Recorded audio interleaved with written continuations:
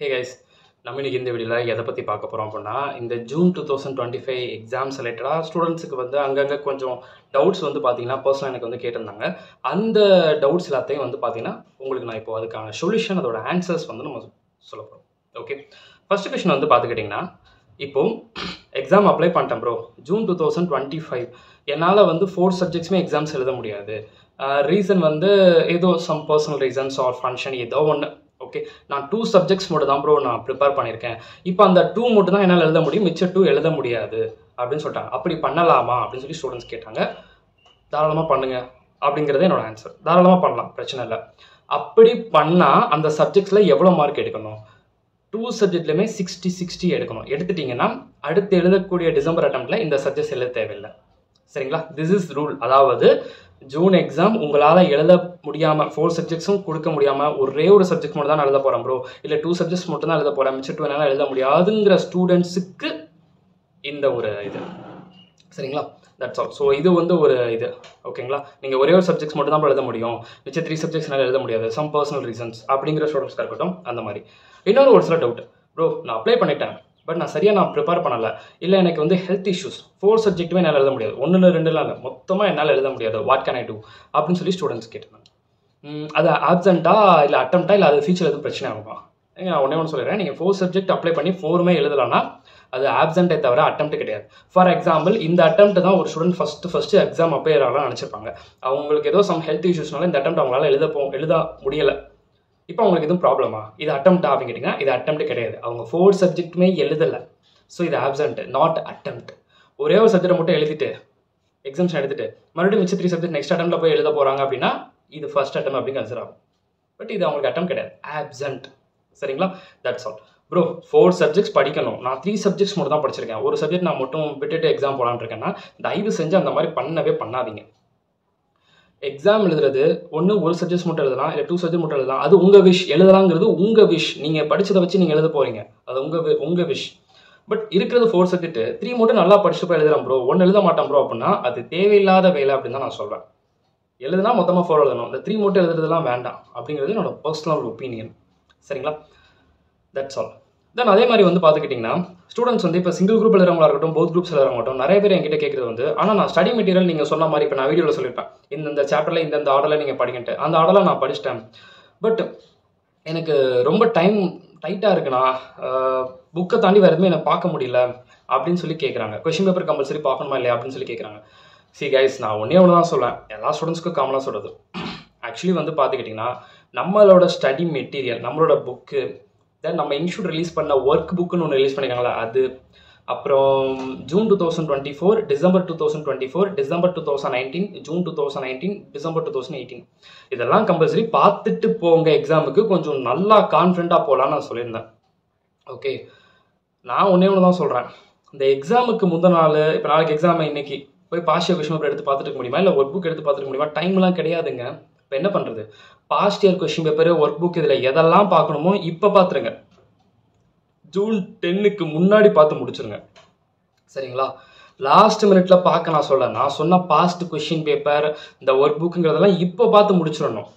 ஏன்னா அப்போ புக்கை பார்க்கறதுக்கு டைம் இருக்காது, எம்சிக்கு பார்க்கறதுக்கு டைம் இருக்காது, அதில் எங்கே போய் நம்ம கொஸ்டின் பேப்பர் போய் பார்க்க. சரிங்களா? அதனால இப்போ இன்னிலேருந்து டிசம்பர் 10க்குள்ளே எந்தெந்த சப்ஜெக்ட்ஸுக்கு என்னென்ன கொஸ்டின் பேப்பர் பார்க்க, நான் 5 கொஸ்டின் பேப்பர் காமனாக பாருங்க நான் சொல்லியிருக்கேன். ப்ரோ 5 பார்க்கலாம் டைம் இல்லை ப்ரோ அப்படின்னு 5 பார்க்கறதுக்கு முடிஞ்ச அளவுக்கு பாருங்க, உள்ள இருக்கிறத ஒர்க் அவுட் பண்ணி பாருங்க. நான் சொல்ல எப்படி ப்ரெசென்ட் பண்ணியிருக்காங்க, எப்படி ஆன்சர் கொண்டு வந்திருக்காங்க அப்படிங்கிறத ஜஸ்ட் வியூ தான் நான் பண்ண சொல்கிறேன். ஓகேங்களா? ப்ரோ 5 பார்க்குறதுக்கு எனக்கு சுத்தமாக டைம் இல்லை ப்ரோ அப்படிங்கிற ஸ்டூடெண்ட்ஸ் அட்லீஸ்ட் 2 கொஸ்டின் பேப்பர். எந்த 2 கொஸ்டின் பேப்பர் ப்ரோ அப்படின்னு கேட்டிங்கன்னா ஜூன் 2024, டிசம்பர் 2024. டைம் இல்லாத பட்சத்தில் இந்த 2 கம்பல்சரி பார்த்துருப்போம். டைம் நல்லா இருக்குன்னா நான் சொன்ன 5. சரிங்களா? That's all. அதுவும் எக்ஸாம் முந்தின நாள் பார்க்கக்கூடாது. இப்போ இன்னிலேருந்து டிசம்பர் 10க்குள்ளே என்னென்ன பெண்டிங் இருக்கோ, இங்கிட்ட ஒர்க் புக்கை பார்க்குறது, இங்கிட்ட பாஸ்ட் இயர் பார்க்குறது. அது இப்போ நாளைக்கு எக்ஸாம், இன்னைக்கு எக்ஸாம் படிக்கணும்னா என்ன பண்ணணும்? எம்சிக்யூ, அப்புறம் நம்ம புக்கில் இருக்கக்கூடிய கான்செப்ட், ஃபார்முலாஸ், இதை தான் பார்க்குறதுக்கு டைம் இருக்குமே தவிர அந்த டைமில் போய் பாஸ்ட் இயர் பார்க்குறதுலாம் டைம் இருக்காது. பாஸ்ட் இயர் கொஸ்டின் பேப்பரோ ஒர்க் புக்கோ பார்க்கணும்னு நினச்சிங்கன்னா இன்னிலேருந்து டிசம்பர் 10க்குள்ளே இருக்கக்கூடிய டைம் எடுத்து பார்த்து முடிச்சிருங்க. சரிங்களா? ஒரு கொஸ்டின் பேப்பரை பார்க்குறீங்கன்னா அந்த கொஸ்டின் பேப்பரில் எம்சிக்யூலேருந்து எப்படி இப்போ ஆர்டர் வைஸ் பார்க்குறது அப்படின்னு கேட்டிங்கன்னா, ஃபார் எக்ஸாம்பிள் சொல்கிறேன், ஒரு எக்ஸாம்பிளுக்கு நான் சொல்கிறேன். இப்போ இன்னையிலேருந்து இன்னைக்கு, நாளைக்கு, நாளானைக்கு 3 days வந்து நீங்கள் ஒரு பிளான் பண்ணுறீங்க. என்ன பிளான் பண்ணுறீங்கன்னா ஃபினான்ஷியல் அக்கௌண்டிங் படிக்கலாம் அப்படின்னு ஒரு பிளான், ஒரு ஜஸ்ட் எக்ஸாம்பிளுக்கு நான் சொல்கிறேன். ஃபினான்ஷியல் அக்கௌண்டிங் ரிவிஷன் பண்ணலாம்னு ஒரு பிளான், ஒரு ஐடியா இருக்குது உங்களுக்கு. அப்போ இந்த past year question paper exam முந்தின நாள் பார்க்க முடியாது. இப்போ இந்த டிசம்பர் 10க்குள்ளே பார்த்தா தான் உண்டு. அப்போ என்ன பண்ணலாம், இன்னைக்கு நாளைக்கு ஃபுல்லாக புக்கில் இருக்க சம்ஸு அது இதுன்னு புக்கில் ஃபுல்லாக முடிச்சிருங்க. முடிச்சுட்டு இன்னைக்கு நாளைக்கு நாளானைக்கு 3rd டே இருக்குல்ல, first day, second day, 3rd டே, நாளானைக்கு அன்னைக்கு வந்து பார்த்துக்கிட்டிங்கன்னா நீங்கள் என்ன பண்ணுறீங்க அப்படின்னா பாஸ்ட் கொஸ்டின் பேப்பர் டைம் இருந்துச்சுன்னா அந்த 5 கொஸ்டின் பேப்பர், டைம் இல்லைனா அந்த 2 கொஸ்டின் பேப்பர். சரிங்களா? ஒரு கொஸ்டின் பேப்பருக்கு 1.5 2 hours கண்டிப்பாக ஷார்ட்டாக எடுக்கும். சரிங்களா? ஃபுல்லாக எடுத்து முடிச்சு பக்காவாக பார்த்து முடிச்சிருங்க. கொஸ்டின் பேப்பர் மட்டும் தான் பார்க்கணும். அந்த 3rd டேன்னு சொல்கிறது வந்து கொஸ்டின் பேப்பர் மட்டும் பார்க்கணும்னு சொல்ல வரேன். ஓகேங்களா? இப்போ நிறைய பேருக்கு அந்த தான் டவுட், ப்ரோ கொஸ்டின் பேப்பர் பார்க்க சொல்லிட்டீங்க, பட் அதுக்கான சரியான டைம் எப்போ பார்த்தா கரெக்டாக இருக்கும் ப்ரோ அப்படின்னு சொல்லி நிறைய பேர் கேட்குறீங்களா? அதுக்கான சரியான டைம் இந்த மாதிரி எல்லாரும் பிளான் பண்ணி ஒரு ரிவிஷன், இப்போ எல்லாருமே ரிவிஷன் தான் பண்ணுவீங்க இல்லையா? அக்கௌண்ட்ஸ் பார்ப்பீங்க, காஸ்ட் பார்ப்பீங்க, இந்த மாதிரி ப்ராப்பராக ஒரு இதாக பார்த்துட்டு இருப்பீங்க. அந்த மாதிரி பார்க்கும்போது இந்த ஐடியா நான் கொடுக்குறேன். இது கொஞ்சம் பெட்டராக இருக்கும் அப்படின்னு நான் சொல்ல வரேன். டேக்ஸ் ஜிஎஸ்டிக்கெலாம் 5 கொஸ்டின் பேப்பர் தேவை, அதுக்கு ஒரு 2 கொஸ்டின் பேப்பரே போதும். சரிங்களா? ஏன்னா அது ரொம்ப ஓல்டு தான், ஓல்டு ப்ரொவிஷன்ஸாக இருக்கும், அதனால சொல்கிறேன். Okay, that's all. அதனால் பிளான் இப்படி வச்சுக்கோங்க. நம்மளை பொறுத்த மட்டும் நாளைக்கு எக்ஸாம்னா இன்றைக்கி பாஷியோ ஒரு புக்கை பார்க்குற டைம் இருக்காது. அப்போ இன்னிலேருந்து டிசம்பர் 10க்குள்ளே முடிக்கணும். அப்போ அதுக்கு என்ன டைம்? இன்னைக்கு நாளைக்கு நாளானைக்கு 3 டே அக்கௌண்ட்ஸுக்கு பிளான் பண்ணியிருக்கீங்க. ஓகே, 2 days ஃபுல்லாக புக் சைடை முடிச்சுட்டு 3rd டே கொஸ்டின் பேப்பர் என்னென்ன பார்க்கணுமோ அதை பார்த்தோம். சரிங்களா? கொஸ்டின் பேப்பர் எடுக்கணும். அப்படியே ஃபுல்லாக கொஸ்டின் பேப்பர்லாம் டவுன்லோட் பண்ணி வச்சுக்கோங்க, சிஸ்டமில் டவுன்லோட் பண்ணி வச்சுக்கோங்க. இந்த சைடு ஒரு இதில் கொஸ்டின் வச்சுக்கோங்க, இந்த சைடு ஒரு இதில் ஆன்சர் வச்சுக்கோங்க. 2 பேஜ் ஓப்பன் பண்ணி வச்சுக்கோங்க, அவ்வளோதான். சரிங்களா? பிரிண்ட் அவுட்லாம் போட்டு டைம் இதெல்லாம் வேஸ்ட் பண்ண வேண்டாம், மணி வேஸ்ட் பண்ண வேண்டாம். அந்த சைடு ஒரு பேஜ், இன்னொரு ஒரு பேஜ், அப்படியே வந்து டேப் டேப் டேப் டேப் அப்படி இது பண்ணிட்டு ஓப்பன் பண்ணி வந்து பேஜ் ஓப்பன் பண்ணி வச்சு பார்த்துக்கோங்க. இல்லைனா பக்கத்தில் ஒரு மொபைல் ஃபோனு, இல்லைனா இன்னொரு ஒரு பேஜ் அப்படி வச்சுக்கோங்க. சிஸ்டமில் ஒன்று, மொபைல் ஃபோன் ஒன்று அப்படி வச்சுக்கோங்க, அது பெட்டராக இருக்கும். பிரிண்ட் அவுட் எடுக்க தேவையில்லை அப்படின்னு நான் சொல்லிட்டேன். ஸோ அதனால் சொல்கிறேன், இந்த சைடு ஒரு மொபைல் ஃபோன் வச்சுக்கோங்க, கொஸ்டின் பாருங்கள், சிஸ்டமில் பாருங்கள், ஆன்சர் பாருங்கள், ரெண்டே கம்பேர் பண்ணி முடிஞ்சு போச்சு. 2 hours பிளான் கரெக்டாக எக்ஸிக்யூட் பண்ணலாம். அப்போ கொஸ்டின் பேப்பர் எப்போ படிக்கலாம் அப்படின்னு தெரிஞ்சிருச்சா நமக்கு? ஓகே, எல்லாத்தையும் போட்டு இங்கிட்டு வச்சுட்டு இருக்கு. கரெக்டாக இந்த மாதிரி பிளான் பண்ணும்போது எக்ஸிக்யூட் பண்ணலாம். கொஸ்டின் பேப்பரும் பார்த்த மாதிரி ஆச்சு, ஸ்டடி மெட்டீரியல் படிச்ச மாதிரி ஆச்சு. எக்ஸாம் வந்து நாள் ஸ்டடி மெட்டீரியல் எம்சிக்யூ மட்டும் பார்த்துட்டு போயிட்டே இருக்கலாம். ப்ரோ எம்சிக்யூலாம் நான் பிரிண்ட் அவுட் போடல, பட் படிக்கிற கஷ்டமாக இருக்குது ப்ரோ. ஒன்று பண்ணுங்கள், என்ன பண்ணுங்கன்னா சிஸ்டமில் கொஸ்டின் ஃபுல்லாக வச்சுக்கோங்க, இந்த சைடு ஆன்சர் வச்சுக்கோங்க மொபைல் ஃபோனில், அப்படி இந்த சைடு கொஸ்டின் இங்கே ஆன்சர், அவ்வளோதான் முடிஞ்சு போச்சு.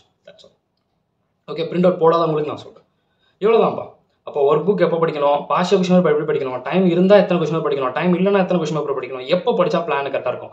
கண்டிப்பாக எல்லா ஸ்டூடெண்ட்ஸும் இன்னிலேருந்து டிசம்பர் 10க்குள்ளே நீங்கள் என்ன பண்ணுவீங்க, டெஃபினட்டாக ஒரு சப்ஜெக்டாக முடிச்சு க்ளோஸ் பண்ணுவீங்கல்ல. முடிச்சு க்ளோஸ் பண்ணும்போது சைட் பை சைடு அந்த கொஸ்டின் பேப்பர் எடுத்து முடிச்சிருங்க அப்படிங்கிறத நான் சொல்ல வரேன். ஓகேங்களா ப்ரோ? இன்னிலேருந்து டிசம்பர் 10 வரைக்கும் எம்சிக்கு நான் எதாவது பார்க்கலாமா? அது உங்கள் விஷ். ஏன்னா எப்போனாலும் எக்ஸாம் முந்தினாலும் எம்சிக்கு ஒரு வாட்டி பார்க்கணும். இப்போ பார்க்கலாம் நினச்சிங்கன்னா, டைம் ரொம்ப எடுக்குன்னு நினச்சிங்கன்னா, அப்போ எம்சிக்கு மட்டும் அப்போ பார்த்துருங்க.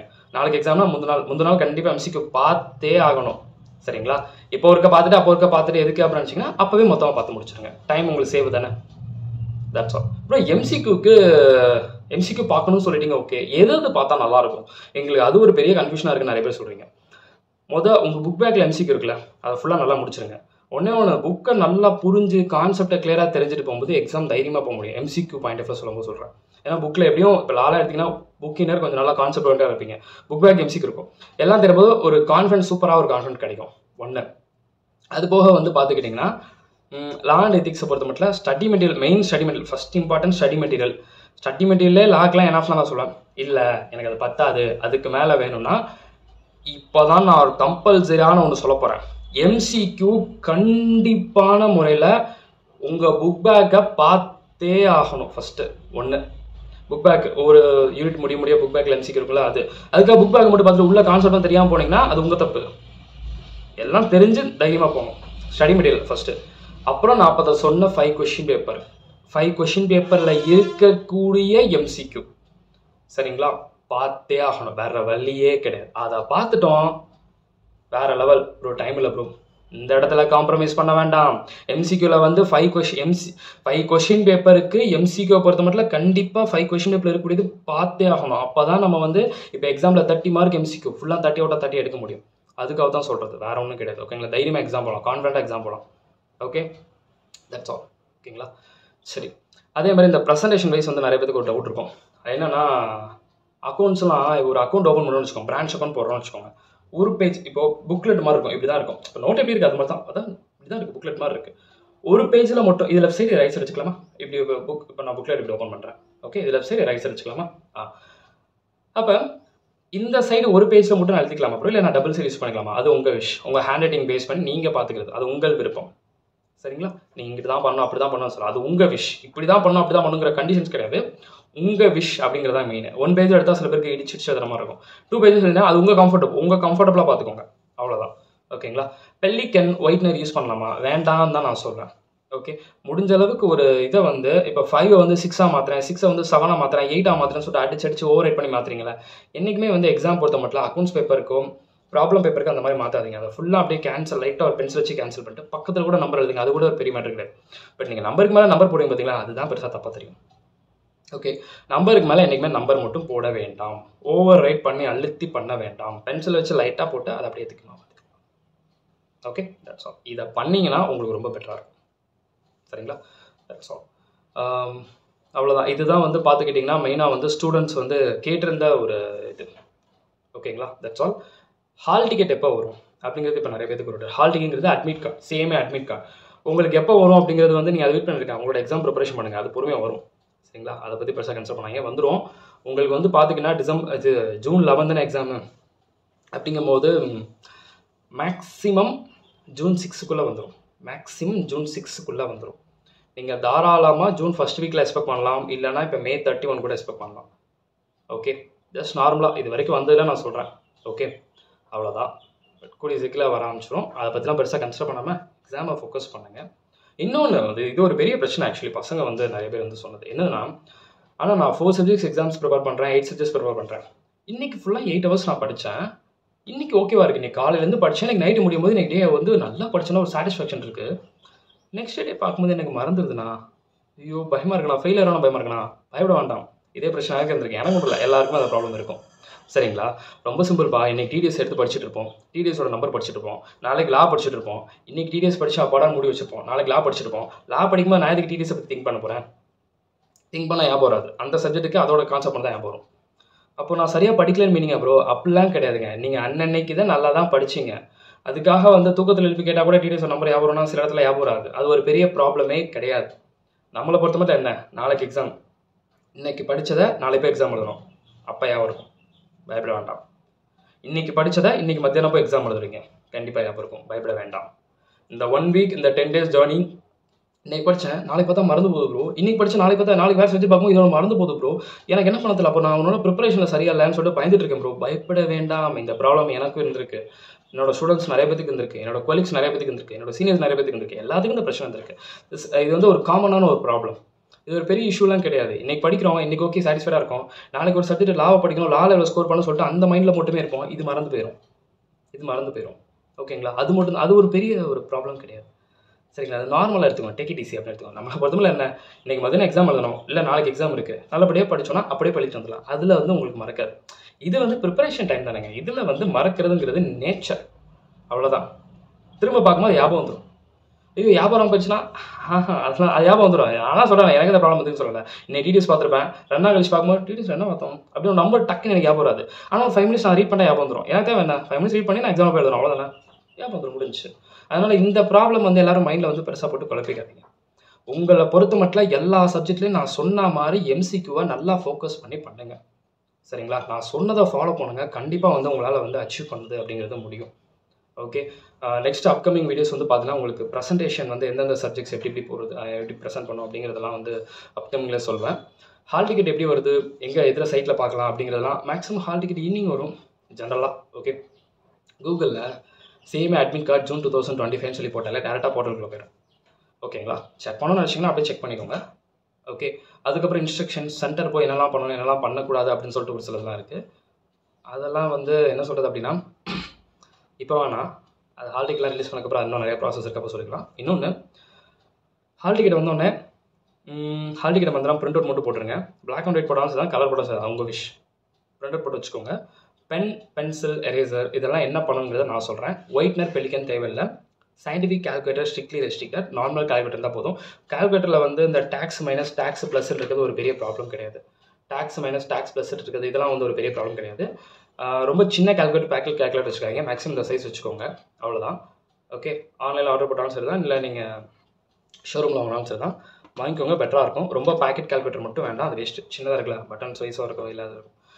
ஓகே, இப்போ இது வந்து 12 டிஜிட்ஸ் வந்து யூஸ் பண்ணுறது. நான் ஆர்பெட் யூஸ் பண்ணிருக்கேன். ஸோ கிட்டத்தட்ட வந்து பார்த்துக்கிட்டிங்கன்னா நான் கிளாஸஸுக்காக இருக்கட்டும், இல்லை நான் சிமே பண்ணுறதுலேருந்து இது 5 இயர்ஸ்க்கு மேலே இருக்கும் வாங்கி. 5 இயர்ஸ் மேலே தான் இருக்கும் ஆக்சுவலி. ஸோ ஒரே ஒன் டைம் மட்டும் தான் பேட்டரி ப்ராப்ளம் மட்டும் தான் வந்துச்சு, அவ்வளோதான். ஸோ கம்ஃபர்டபுளாக இருக்குது. இஃப் இன்கேஸ் உங்களுக்கு வேணும்னா வாங்கிக்கலாம் ஆர்பெட் பிராண்டு. இல்லை வேறு இது போக நீங்கள் வேறு எதுவும் வாங்கணும்னு நினச்சிங்கன்னா வாங்கிக்கலாம். உங்களுக்கு எல்லா ஃபங்க்ஷன்ஸும் கொஞ்சம் மச் பெட்டராகவும் இருக்கும். ஓகேங்களா, ஐஆர்ஆர் கான்செப்ட் இந்த ஃபினான்ஷியல் மேனேஜர் யூஸ் பண்ணும்போது அதுக்கெல்லாம் தேவைப்பட்டால் வச்சுக்கோங்க. இல்லை ஆல்ரெடி நீங்கள் அதை வச்சிருக்கீங்கன்னா அதே நீங்கள் அதை ஃபாலோ பண்ணிக்கோங்க. சரிங்களா, தட்ஸ் ஆல். எக்ஸாம் பொறுத்த மட்டும் நான் ஒன்றே மட்டும் லைட்டாக சொல்லணும். அது என்னென்னா, வீடியோ வந்து கொஞ்சம் லென்த்தாக போனாலும் கொஞ்சம் அட்ஜஸ்ட் பண்ணிக்கோங்க. ஷார்ட் அண்ட் ஷீட்டாக போகணுன்னா எல்லா பாயிண்ட்டும் நம்ம சொல்லி ஆகணும். அதனால தான் சொல்கிறேன். காஸ்டியூம்ஸ் நிறைய பேர் அதை ஆக்சுவலாக அதை கேட்டிருந்தாங்க. ப்ரோ முஸ்லீம்ஸாக இருந்தால் பர்தா பொறுத்து அது நார்மலாக அதெல்லாம் நீங்கள் போட்டு போகலாம். அது ஒரு பெரிய ப்ராப்ளம்லாம் கிடையாது. ஓகேங்களா, டிஷர்ட் போட்டு போனாலும் ஒரு பெரிய ப்ராப்ளம் கிடையாது. டிஷர்ட் ஜீன் போட்டுக்கலாம், தப்பு கிடையாது. ஓகே, காஸ்டியூம்ஸில் இங்கே வந்து இப்படி இருக்கணும், இந்த கலர் போடக்கூடாது, அந்த கலர் போடக்கூடாது அப்படிலாம் கிடையாது. அதுக்காக பிளாக் ட்ரெஸ் போடக்கூடாது, ஒயிட் போடக்கூடாது அப்படிலாம் கிடையாது. டிஷர்ட் போட்டுக்கலாம், பாய்ஸ் கேர்ள்ஸ் 2 பேருக்கு தான் நான் சொல்கிறேன். ஓகே, அது காமன், அதில் ப்ராப்ளம் கிடையாது. எக்ஸாம்ஸ் சென்டர், ஓகே, உங்களுக்கு இந்த ஹால் டிக்கெட் வந்துடும். ஹால் டிக்கெட்டில் சென்டர் போட்டுருவாங்க. இப்போது சென்டரில் வந்து பார்த்துக்கிட்டிங்கன்னா அந்த டைமில் வந்து இப்போ நீங்கள் எந்த காலேஜ் ஏஜே அப்படின்னு ஒரு நேம் தெரியுது அப்படின்னா அந்த காலேஜில் வந்து வந்து அட்மினிஸ்ட்ரேட்டிவ் பிளாக் போய் பார்த்துடணும். ஏன்னா அங்கே தான் நோட்டீஸ் போர்டில் போட்டிருப்பாங்க இந்த ஹால் ரூம் நம்பர் அப்படின்ட்டு. அந்த ரூம் நம்பரை போய் பார்த்து நம்ம வந்து என்ன பண்ணணும் தெரியுமா, உங்களுக்கு இப்போ ஆஃப்டர்நூன் 2 o'clock எக்ஸாம்னா 1:40 அந்த ஹாலுக்கு பக்கத்தில் போய் நம்ம நின்றுணும். சரிங்களா, ஏன் ப்ரோ அப்படின்னு கேட்டிங்கன்னா 1:45 2 o'clock வரைக்கும் 15 minutes உங்கள் கையில் கொஷின் பேப்பர் இருக்கும். ரிவிஷன் ஃபுல் ரீட் பண்ணலாம். சரிங்களா, 2 o'clock 5 o'clock வரைக்கும் தான் உங்களுக்கு எக்ஸாம்.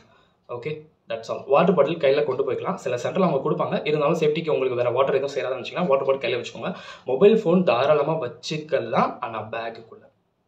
சரிங்களா, பேக்கெட்டுக்குள்ளே வச்சுருந்தீங்க அப்படின்னா இப்போ எக்ஸாம் இப்போ ஸ்டார்ட் ஆகிடுச்சுப்பா, பேக்கெட்டுக்குள்ளே வச்சுருந்தீங்கன்னா பயப்படாதீங்க. சார் மறந்து போய் பேக்கெட்டில் மொபைல் ஃபோன் வச்சுட்டேன்னு சொல்லிடுங்க. அவங்களே சொல்லுவாங்க, யாரும் பேக்கெட்டில் மொபைல் ஃபோன் வச்சுருந்தீங்கன்னா பேக்கில் வச்சுருங்கன்னு சொல்லுவாங்க. பேக்கில் வச்சா சேஃப்டி அப்புறம்னா ஒன்றும் பெரிய ப்ராப்ளம் கிடையாதுங்க.